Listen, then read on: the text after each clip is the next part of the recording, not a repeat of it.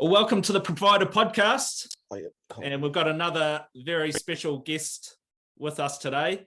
We're going to be talking foraging. We're going to be talking fishing, well-being, nature, making a business out of doing what you love. And we're going to be talking all of that with New Zealand's foremost foraging expert. Welcome, Peter Langlands from Wild Capture, Wild Foods and Foraging. Oh yeah, hey, kia ora, Carl. It's really good to have a conversation with you. Now you're in the same situation as us, mate. We're in a level 4 lockdown in New Zealand at the moment, and I think you're the first guest I've talked to in the South Island. So Peter's currently in Canterbury. What's the mood like down there, mate?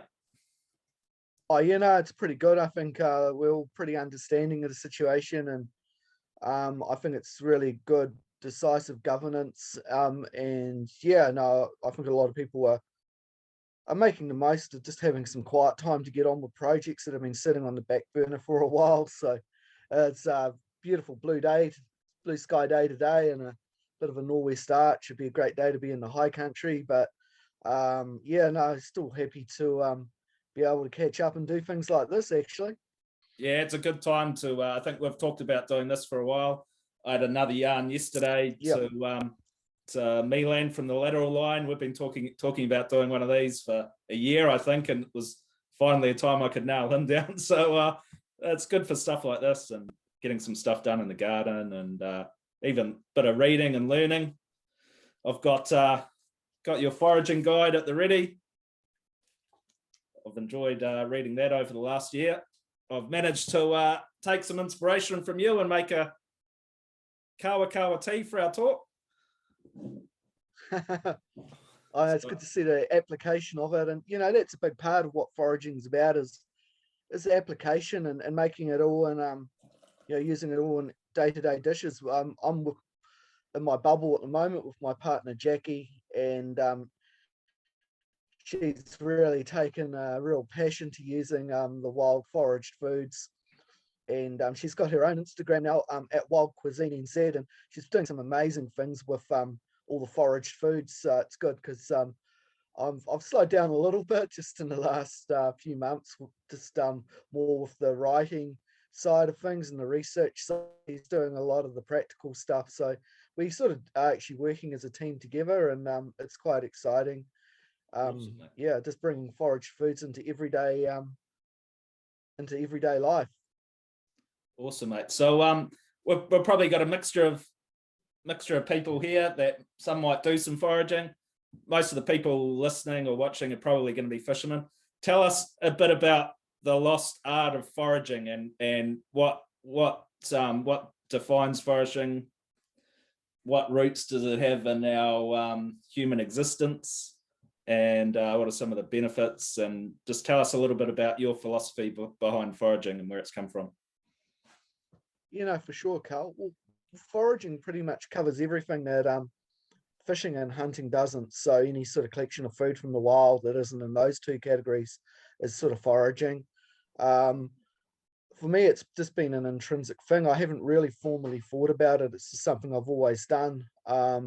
Since early childhood trips with my parents into the high country, and it sort of became defined more as an art or as a profession about 5 or 6 years ago, when restaurants and Kiwi chefs are starting to look at integrating some of the ideas that have been used overseas with getting locally foraged foods onto the menus.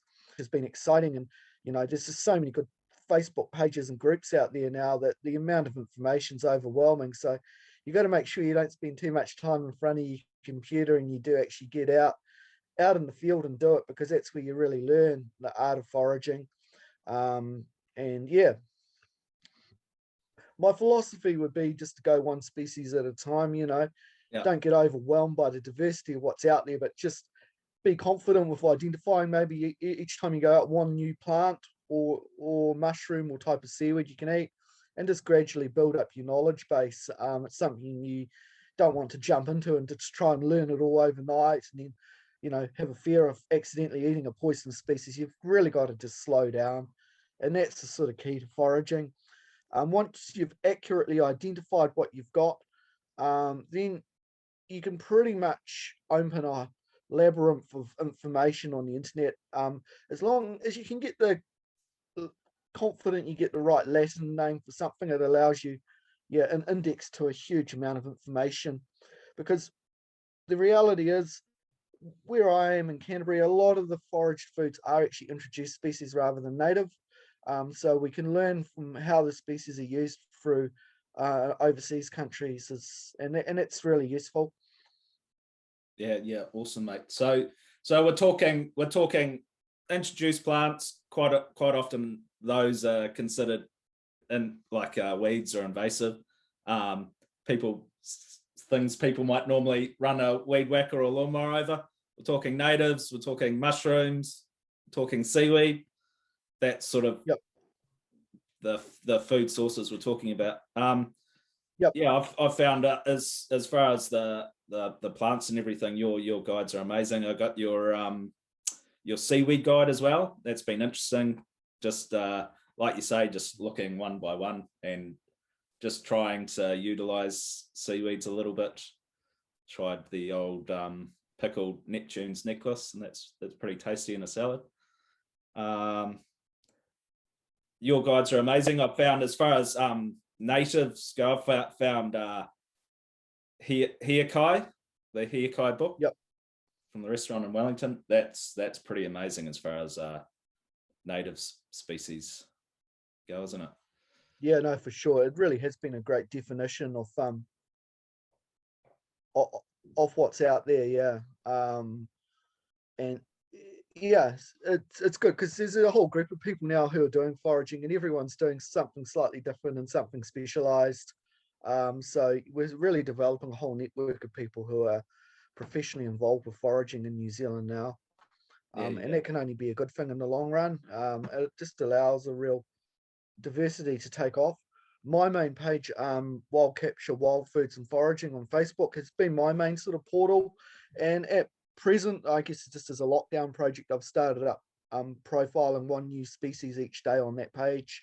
And with over 5,000 species in New Zealand, it will probably keep me busy for the next decade. So that's my sort of challenge. And I just put up a brief blurb and a few photographs. And as I say, I'll have the Latin name, and people can go off and find out a whole lot more information. If you want to get something you find in the wild accurately identified, a really good way of doing that is to post your photograph on iNaturalist, which is a crowd-based website, iNaturalist, and you'll get a range of experts who can come on and identify, especially plants, on that group as well. Because and all those observations go into a sort of database that is quite a useful resource for the management of our natural resources in New Zealand.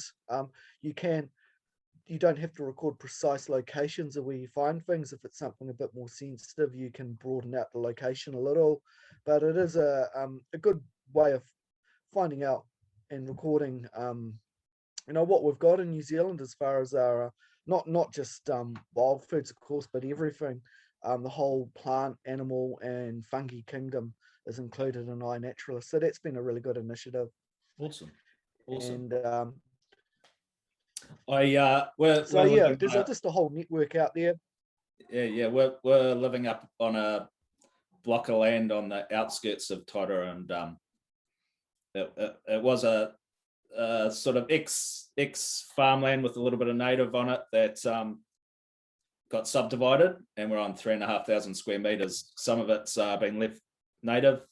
The rest of it, when we took it over, was pretty much bare clay, and there wasn't a lot of greenage when we turned up. So it's been an interesting process, just observing what's popped up over time.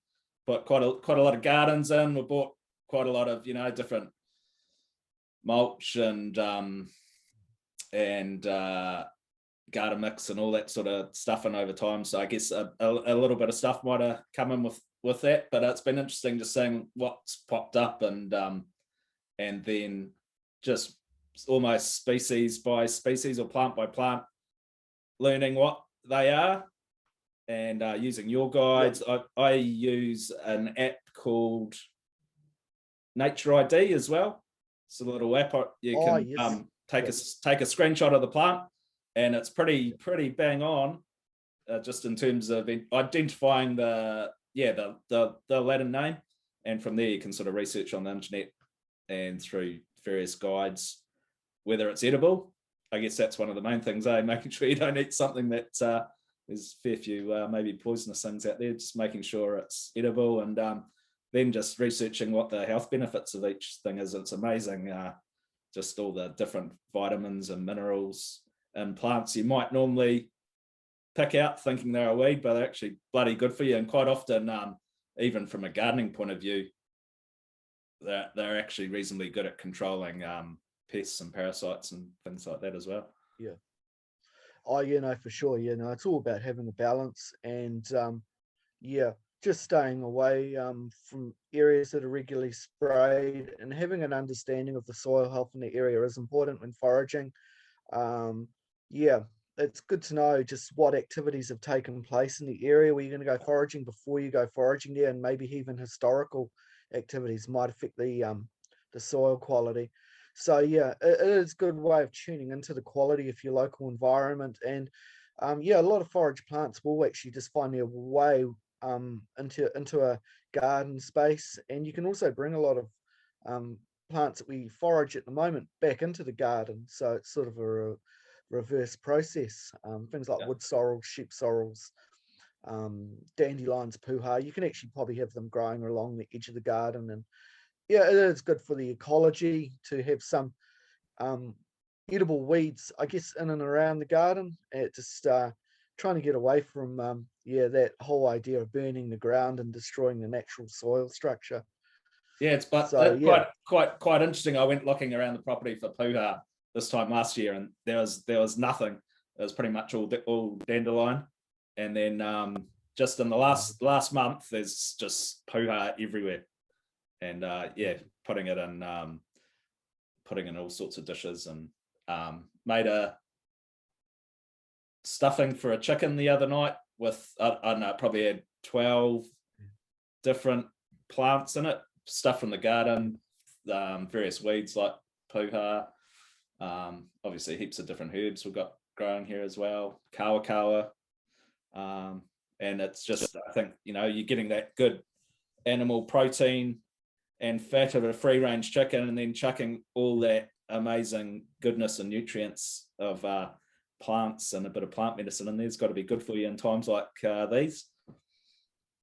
Oh, for sure. A lot of wild greens are really nutrient rich, and lots of minerals in them as well. As long as it's a good spray-free soil, you're going to get a lot of goodness from very commonplace things. And of course, puha is a classic, but even things like cleavers or sticky weed, which grows profusely in a lot of people's gardens, actually is probably not that nice to eat straight because it's got like a Velcro-like texture. But if you just get the green plant when it's fresh about this time of year and put it in a bottle of water overnight, you get a beautiful, almost cucumber-like flavor infusion. And cleavers are really good for blood purification and cleaning out the lymphatic system. So it is quite a magical sort of world, how we've got all these weeds that have these amazing properties. Some of the tastes are quite diverse. They're not probably tastes you accustom yourself to the taste. Some of the tastes are a little bit more bitter, maybe slightly astringent, but there is, after a while, you sort of build up to them. It's sort of like beer appreciation or something. Initially beer can taste a bit funny when you first try a new type of beer, but there's certainly a lot of scope to use wild greens, and also in things like pestos, salads, green smoothies, and really commonplace. Chickweed's really thriving at the moment. So we're focusing a lot on the edible greens that we're just tripping over, and there's no conservation concerns with harvesting these things because they just grow as weeds. You mentioned we talked a little bit about native stuff before, but the reality is, in a lot of New Zealand, it's hard to go foraging for native species because either the forest is just not in a healthy enough state to be productive and have the fruit. Also, a lot of New Zealand is on dock land, about a third of New Zealand, and actually technically you can't forage on any dock land either. So As far as foraging natives goes, you've got to really be working on private land in areas that have predator control to be able to get those species. And while the here Kai book is very good at a practical level, I think for a lot of people to readily go out and get those ingredients, it would be a challenge. You'd have to know someone, you'd have to know an area that's predator controlled to do it. And yeah, certainly Wellington and around Wellington, there are some great spots for foraging native species because of all the predator control around the city. And I'd have to say overall, the Wellington is New Zealand's capital for foraging diversity. Yeah, but down here in the South Island, a lot of areas we really struggle to find that native stuff. We've got lots of totara trees, we've a lot in that, but very rarely do we find them with lots of berries on them that we can easily access. But when it comes to introduced species, we're literally tripping over them. And some of them, like the wood sorrels, lemon sorrel, they have great flavors. Some things you have to know how to work the flavor a little bit to pull it out, and have a few skills, and that's where going on the internet and Googling and finding out ways how these species have been used overseas to draw out the flavors. Things like dandelion roots can be roasted, and you can make a really nice, rich coffee-like drink from using dandelion roots. Takes a bit of preparation, but you really appreciate it, and it's just that feeling of self-sufficiency and satisfaction. 100%. Yeah, there's nothing better, and most people listening or watching will be able to relate to that, being fishermen. And I've just found it's just adds another string to your bow and a bit more self-esteem when you can do that with plants as well, whether it's foraging or gardening. And then you got your fish, and you don't need too much more than that, other than a bit of love from your family and some sunlight and some water, and you're pretty set. Roof over your head. Yeah, no, pretty much.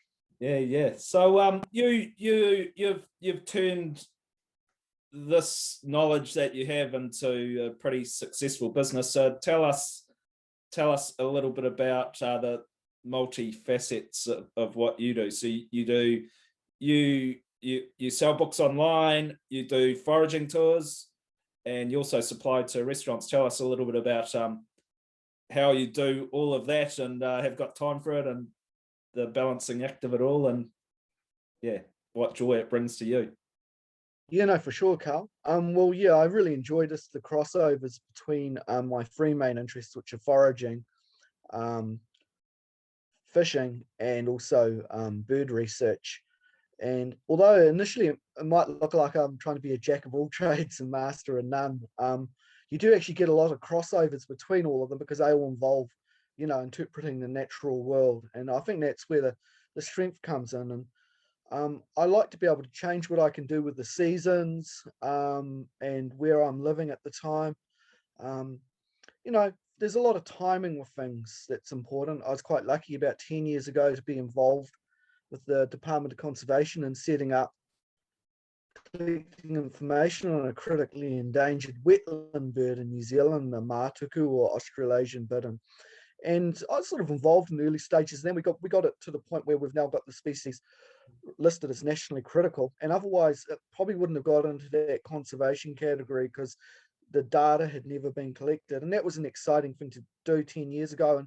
And now there's a whole research team and group of people working on that. So that's sort of taken off and it's done. And I'm also quite lucky to have been one of the first people involved with research in the Upper Rangitata River, looking at some bird populations up there, native ryebills and also pied oyster catchers, and just to be able to do research work up there and about 10-15 years ago. And that's now set in place. There's the areas, I think it's got about a $20-25 million ecological restoration budget. So just being involved in different things at different times, being involved with restaurants with foraging has been exciting. As I said before, I think it might have peaked 3 or 4 years ago. Commercially now, restaurants are struggling to really develop foraged foods, and that not many restaurants in New Zealand, I think, are using foraged foods. I think the commercial pressures they're under have forced them to stay with pretty mainstream food suppliers, and that just might be a time pressure and management thing. Oddly enough, though, when I was foraging, well, I still do a little bit of foraging for restaurants, mainly Amisfield and Central Otago. But when I was doing a lot of foraging, I've pretty much one day just realized, well, all the restaurants that are using forage ingredients are all in the top 100 in New Zealand in the Cuisine Food Awards. So it is sort of ranked up there with the with restaurants that want to sort of push it a bit and go a bit further. But the irony is, of course, for most people, we can get out there and just get all these ingredients for free. So yeah, it hasn't really, the forage foods hasn't really seeped into the mainstream side of restaurants in New Zealand, which is unfortunate. I think maybe over-regulation or perceived over-regulation could be an issue. You certainly, you cannot have any mistakes with including, you've got to really accurately identify everything, especially if you're going to put mushrooms and things like that on the menu. And working for Amisfield, we have been lucky to put mushrooms on the menu that no other restaurants have in New Zealand, because we've just got the confidence in the identification, and there's a triple check process with the mushrooms. So, it's a pretty robust system.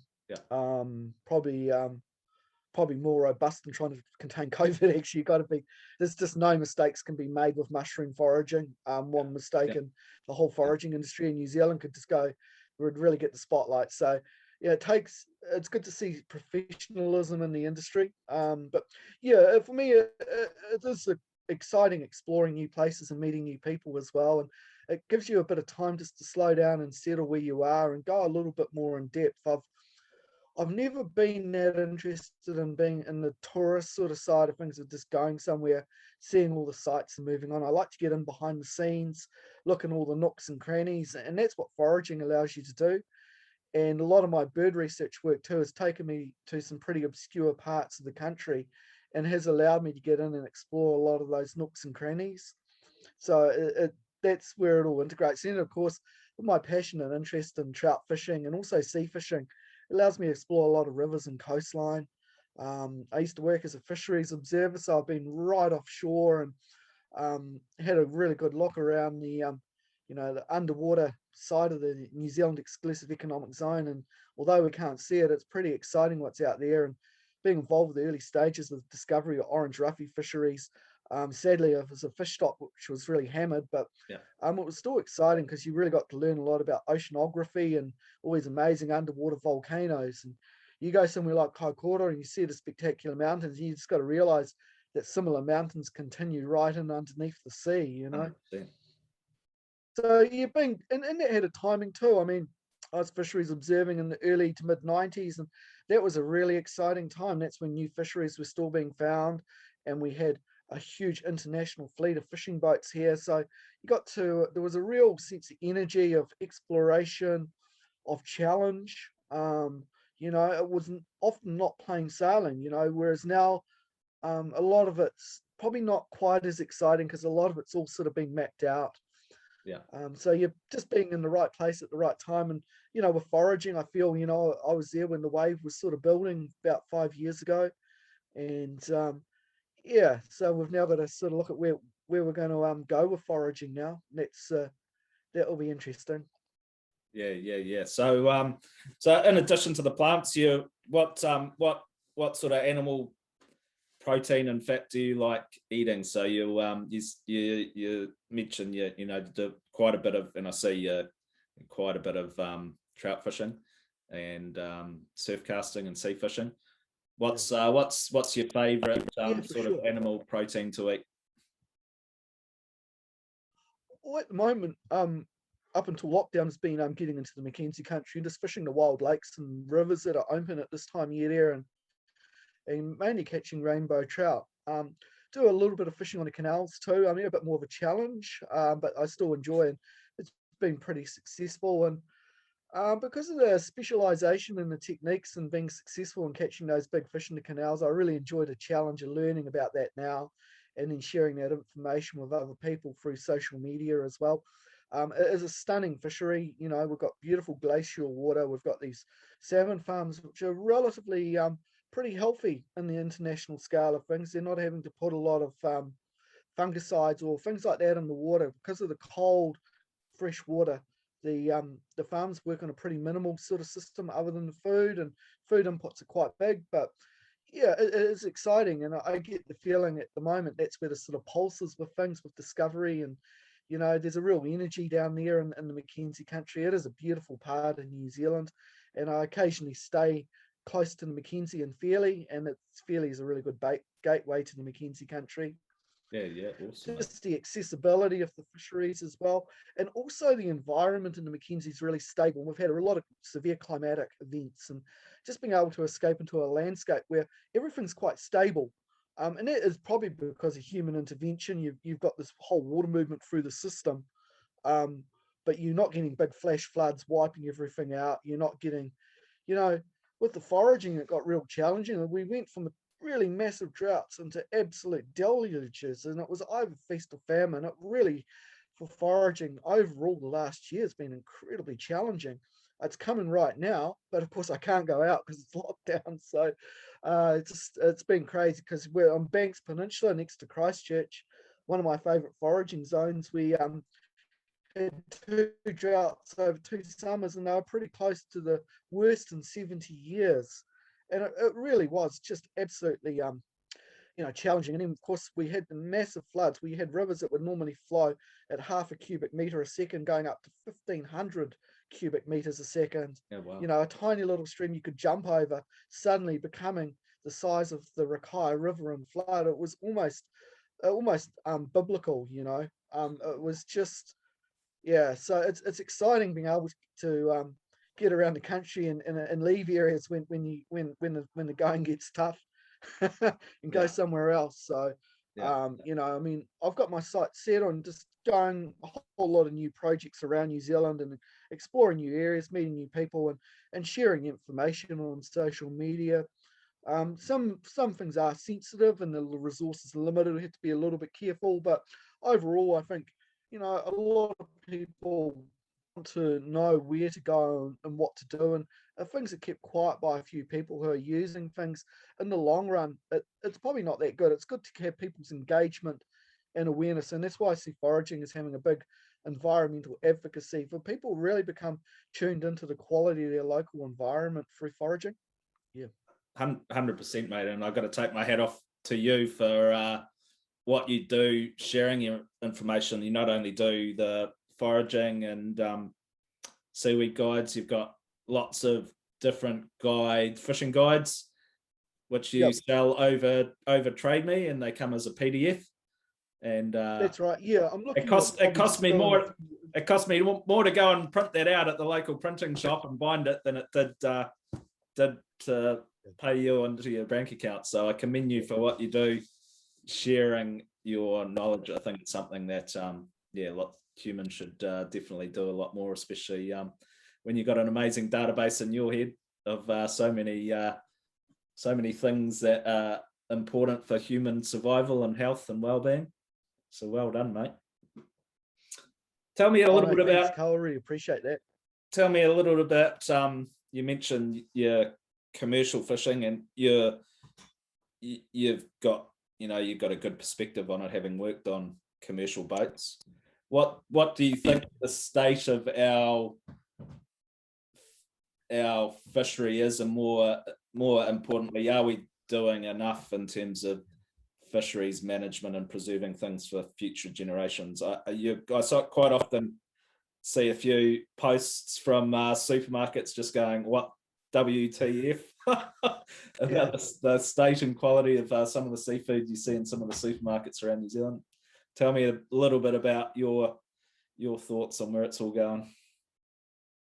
Yeah, we've sort of we've lost our way, really. There are 2 issues. First, the management and sustainability of the fishery, but then also the fish that's caught, its distribution. So there are 2 key elements. 100%. I couldn't agree with you more. Went on to fish distribution has become pretty crazy. We've got all this amazing seafood being caught around New Zealand, but if you want to buy it, it's actually a real challenge, especially once you get outside the main cities, to actually buy locally caught seafood. Yeah, 100%. Couldn't agree with you more. Pretty much summed that up, and Tyra is a very, very good example of that.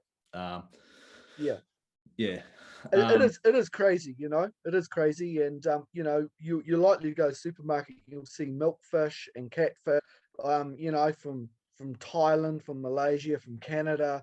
We have all this food, and yet, so that's a real challenge. And a lot of us do go out and catch our own fish, and I guess what's happening at present forces us to do that too, because we don't want to really buy this fish that just comes in from overseas. We want to access our own food resource, but having locally supplied food at both, at a commercial level, I think is important, because people want to again relate to their local environment and what's been caught. And New Zealanders have just been sort of forgotten about. I think with seafood fish species utilisation, there's been very little initiative put into public education into using things. Although Legacy have done some good things, there's overall not a lot of education to New Zealanders about using seafoods. And because I don't think the industry needs to promote seafood to New Zealanders, because they can just export most of it. So trying to get more local supply from local fishermen, having Ministry of Primary Industries making it easier for local fishermen to supply local seafood as well. And also the big fishing companies not bullying small scale fishermen. As it has happened, small fishermen have tried to sell fish directly and being put out of business because the big companies will just pull the quota from them. Yeah. So it's a big issue, but it really, for me, it ultimately forces me to just go out and do more of my own fishing and foraging. And I just really enjoy sea fishing, kai moana, but I enjoy near shore stuff. I don't need a big boat to go out way offshore and catch groper and the slower growing fish. I generally catch fish in the inshore waters like flounders, rig, even just the humble yellow-eyed mullet. And just being able to access those fish is really good. Freshwater eels, little short-finned eels. There's a huge amount out there, really. So we are still pretty lucky, but again, there's more people in New Zealand than there were in the past, and there's a lot more pressure on the environment through population growth, but also through more unstable weather patterns. And also agricultural intensification has cleared out a lot of edge zone environments that we forage in. We're losing a lot of landscape diversity. We're getting a lot of catastrophic weather. We're losing huge amounts of topsoil. We've got a lot more people. We've got a lot more extreme weather. So we've really got to try and think a lot more about regenerative farming, regenerative ecological restoration, and building diversity back into the landscape, so that when we get extreme weather events, we've got a little bit more resilience. One of the greatest losses has been freshwater wetlands in New Zealand. The amount of wetland area left in New Zealand now is just absolutely pitiful. And because wetlands occur in areas where there's a lot of agricultural and economic interest, I do suspect that government departments like the Department of Conservation have shied away from engaging meaningfully in actually protecting lowland systems and creating meaningful wetland habitat in New Zealand. Has been overall a real failure for the Department of Conservation. The private sector has done some good work, but we've got the birds that are absolutely critically endangered now, and it's no wonder there's just no habitat left for them. I'm amazed that people still catch whitebait, but again, it's not the whitebaiters really that are at fault. It's just the lack of spawning habitat for the whitebait. They're the sort of visible part of the problem, I guess. But we've got to really, like, if we have big dairy farms, they should be paying some levies for environmental offsets to create wetland habitat environments. And I'm not against intensive agriculture. It has its place in certain regions, but there's certainly got to be more economic offsetting as well to put more back into the environment. And it's a tragedy of the commons. The Department of Conservation's had management of the whitebait fishery for over 30 years, and they've really at no stage in any meaningful way got revenue from that fishery to put back into protecting the fishery. And it makes me sad, it frustrates me, but it's just the way it is. Obviously, as a government policy thing that's just carried on over decades, but I think it's coming to the crunch point now. But unfortunately, when government departments fail, the people who lose are the people who use those resources. Yeah. So the whitebaiters lose in this case. With the scallops, when the scallop fishery is not managed properly and it collapses, the fishery gets closed. Again, the recreational users lose. And it's sad that we don't manage things for so long and just allow them to collapse. And that's where we're seeing our fishery systems failures. As far as fisheries management goes in the marine environment, I think a lot of things that have been overlooked are the habitat of marine fish. We're just thinking about looking at the amounts of fish that are caught from a commercial point of view, but it goes way beyond that. We've really got to look at the whole ecosystem. Now in some areas, there's so few inshore trawlers left because of the commercialization to bigger boats. The few small boats that are left, it's almost worth buying out their quota and getting them out of some areas in the inshore, because I've been on boats and the amount of damage inshore trawlers do is just catastrophic. The fishermen really want to do good, but often using conventional trawl gear, they can't avoid massive bycatch. The reality is the MPI and the government are just grossly under-resourced to, at a scientific level, manage these resources. So what we often see is blanket closures or very heavy-handed regulations come down, because it just goes from extremes. And you know, with Kaikoura, with the earthquakes, we had seaweed become a rahui. It was closed off, and sure, some of the slower growing seaweed should be left alone after an earthquake event, but there were species of seaweed up in Kaikoura like sea lettuce and karinga which have flourished since the earthquakes, yet we can't actually harvest them. And ironically, there's probably more of those seaweeds around than there were, because it's a blanket regulation. They haven't differentiated. So we really need to change the whole scale. Government departments need to put a lot more resources into management of our natural resource. And you know, if we're going to have fair, equal I think what I'm hearing as well is that sort of eyes on the ground, like what you're saying is like it's what the locals are saying, but the wheels of government turn reasonably slow, don't they? It's like, oh no, we'll lock this area away, and once it's I'm a big believer, you know, and we talked about this with Milan yesterday, is we're so fixed on marine reserve locking an area away in perpetuity.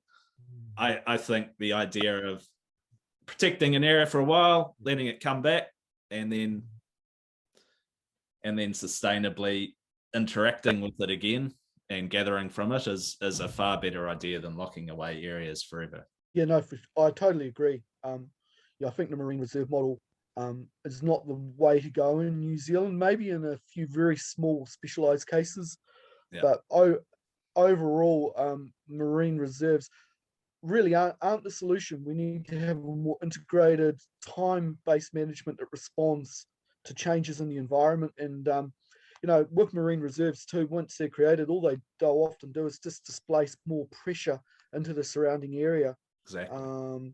You know, and even the Lee Marine Reserve, which was touted as being incredibly successful. Well, I think in recent years, people have actually now mentioned that there has been a decrease in larger snapper, because there's a lot of fishing around the edges of the reserve, and you know, and environments change. A lot of the fish are highly mobile as well. But certainly having rahui and time-based management principles are important. Getting local iwi, getting local fishing groups, getting people on board to really look after in an integrated way the management of the fisheries, to moving forward as a nation, really, and people interacting with government departments and reporting what they're seeing with the environment and following up on what they see, and putting the observations and sharing them on social media in not too emotive a way, but keeping to the facts of what they see, and sharing observations really is important. I think you know, government and the people in New Zealand, we need to be working more together. Government departments are scared. They don't like social media. They know it just brings up so many cans of worms. Questions are asked. You know, it's a real clash at the moment. You know, there's a lot of us who are using social media, and there's a lot of people that don't, and a lot of people that work for government or work in businesses are not using social media. There's so many vested interests with information. Till we can break those barriers down and try to really say, well, we're just going to try and work together with things. You know, there are certain things I've seen happen that, you know, where millions of dollars have been allocated to wetland restoration, but all that's taken place has been plantings of native trees, but actual no creation of any more wetlands. The sad reality is it's been creation of a lot of pheasant habitat. And I've tried to say, well, if we're going to create wetlands, we need to get diggers in and things like that. And People, we really need to get people, working together. But the reality is that the government departments really do need to be far better funded to do what they have to do, because that resource that they want to manage is so important to New Zealanders. Yeah. I'd rather pay a little bit more tax, and I think a lot of New Zealanders should, to have a better structured government infrastructure. And this might be a little bit political, but I feel one of the main failings we've got in New Zealand as a nation, it's left us divided, is the lack of a capital gains tax. As a nation, we're short-circuiting ourselves, and it will ultimately lead to some pretty disparate situations of division in New Zealand, because we've got such a division in New Zealand now, and it's not going to just be related to the economic materials that people have. It will be related to how people feel, how people communicate, how we even relate to the natural world will all be related to that. And we're building divisions, and unfortunately, when the divisions come in place, we see damage to the environment occur as well. So, we just really need a groundswell shift change in New Zealand. We need to have government departments better funded, with a better mandate that's more responsive to the public of New Zealand, to manage our resources and to really allow us to maximize what we're doing. It's odd. I mean, I work in a little bit with some government departments with endangered bird work, but I'm still sometimes at a loss, because I've been involved with foraging for over 6 years commercially, and I've never once been contacted or talked to anyone in MPI about it. There's just no communication. I thought they might have come and asked something. We've certainly developed some of our own frameworks within the industry for foraging ethically and, responsibly. And, I have a food control plan with the Ministry of Primary Industries. So, I've done the official things, but I think overall government departments, there's a lack of interest in the active inquiry of not just doing what they have to do and are mandated to do, but also government departments need to be innovative, and they need to act and inquire and talk more to New Zealanders. And they're not doing that. And I can understand why, because they're just so grossly under-resourced. A lot of people want to turn up and do their 9-to-5 job, get their pay. And, admittedly, if I'd stayed with my science and more focused when I was younger, I'd probably be financially a lot better off working in a government department now. But I got shut down with what I could say and what I could do so often, that it just started to feel really oppressive, and there were often agendas with things. And so that's where foraging and the life that I've got now, integrating with interests, has really allowed me a lot of freedom. I like what you're saying there. Like at times I'm like, I think shit, maybe a few people like us need to get in there and run as MPs, but then I'm like, actually, it'd suck the living soul out of me if I was stuck in Wellington all the time. I'd much rather be in my garden or out on a boat or in my kitchen. Oh yeah, no, I agree totally. And we've got to be careful that we don't get too preoccupied with everything just in the local. It's just good to get out and do something each day, and you can easily get all consumed by it. So yeah, it's a question of balance. And putting things in perspective. But yeah, I think a lot of people just need to communicate a lot more of what they're seeing in the environment. And we can work together to really maximize what we've got in New Zealand. We definitely need to have more taking place on the ground with putting diversity back into the landscape.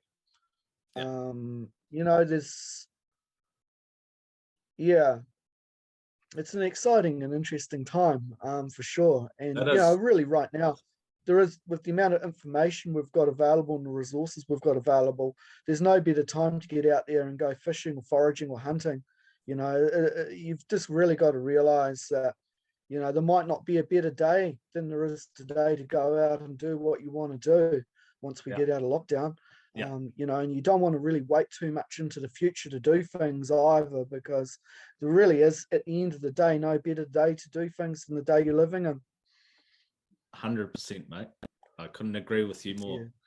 So let's go into that, and let's give people a bit of a let's give people a little bit of a lockdown challenge, because you still can move around a little bit. You know, you can go for walks in your neighbourhood, and you might be amazed at what's growing in your backyard or your front yard as well. So let's finish up with a lockdown challenge for people to see how far they can go from their living room to find something that you can't buy in a supermarket that is edible.